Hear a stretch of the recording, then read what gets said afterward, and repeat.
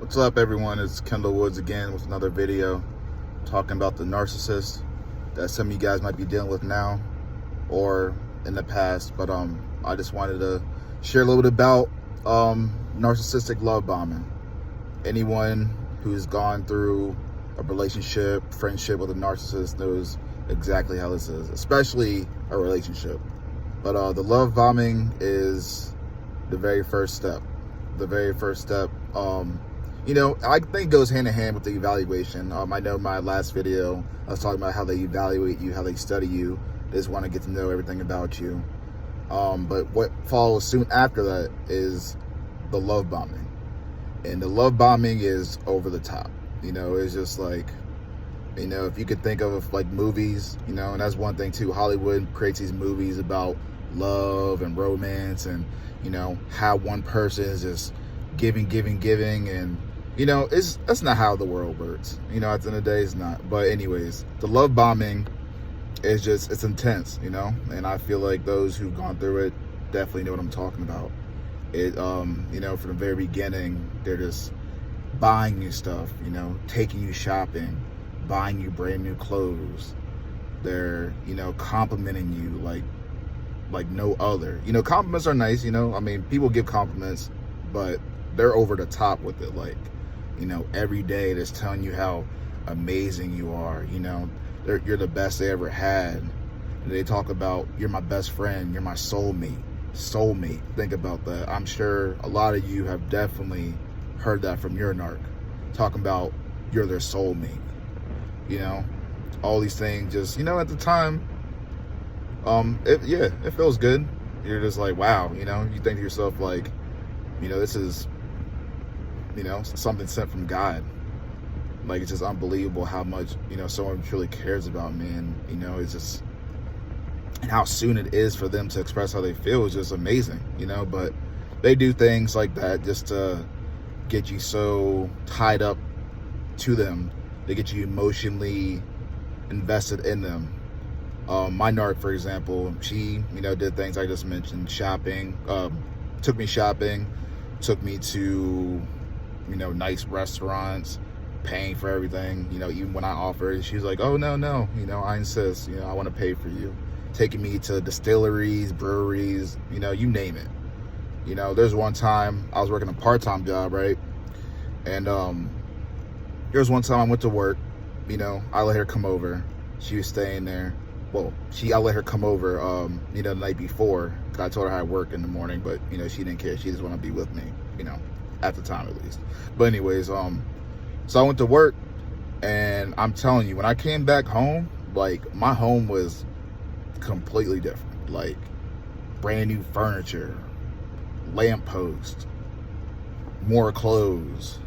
Bathroom was like, rearranged. Like, I was just lost for words. In my mind, I was grateful, but, something deep down inside me was just like, this is a lot. Like, this is probably, I think this probably happened within a month, maybe a month and a half of knowing this person. But yeah, they just did it all. Just, was so happy to show me what they bought. Literally, I felt like I was a guest in their house. You know what I mean? I was a guest, and they were showing me, the bathroom. They're showing me their room, the kitchen, all that. And, it was flattering, I guess, but it's just not, I just look at my past experience prior to the narc I was with, and no one did that much for me. Not in the very beginning, at least. You know what I mean? Everything gradually, gets better, gradually grows, with time. But, everything just happened literally like in the flash of an eye. But, yeah, it was just a bombardment of things. And, she would just send me YouTube videos about soulmates. She sent me, I forgot what the song's called, but basically it's a song about best friends, and she's like sing that to me, like, I'm so glad that I found my best friend, you're my best friend, and all this stuff. She's like, I just feel like this is meant to be. It was just, yeah, it was a lot. She was willing to do anything for me.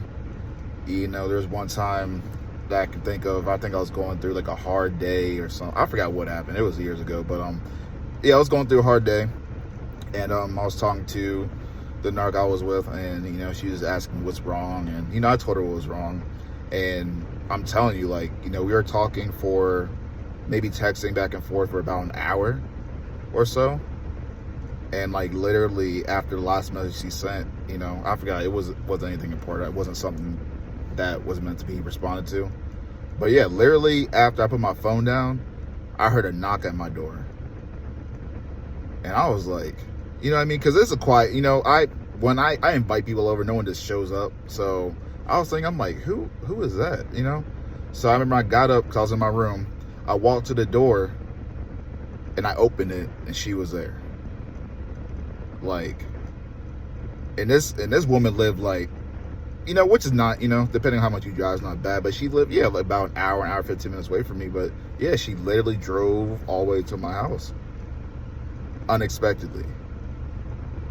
She was just wearing this nice outfit, and she had like beer in her hand, and yeah, it was shocking, very shocking. And she was just talking to me, like telling me how much she cared about me, and she's never met anyone like me, and she's just happy, like all this stuff that just sounded good at the time.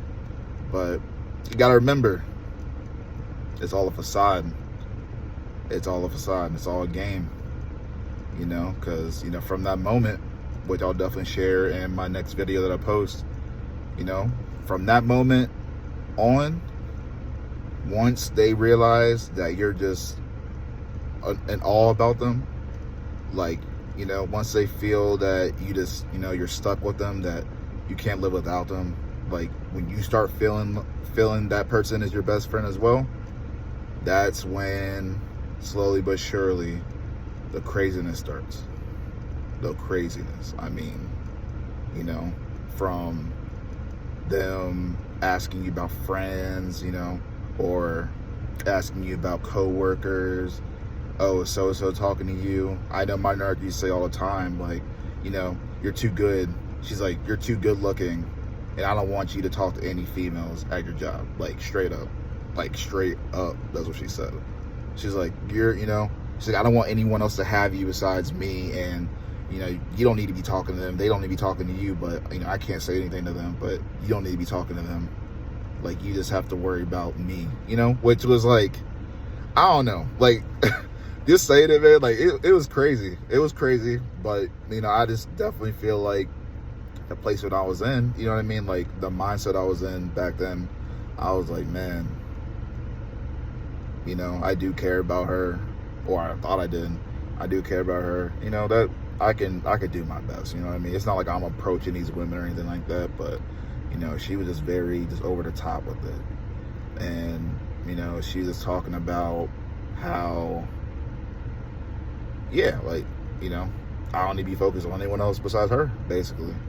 And, slowly that conversation from friends and coworkers turned to family, yeah, a lot of stuff, man. It's crazy. It's crazy making. That's exactly what it is.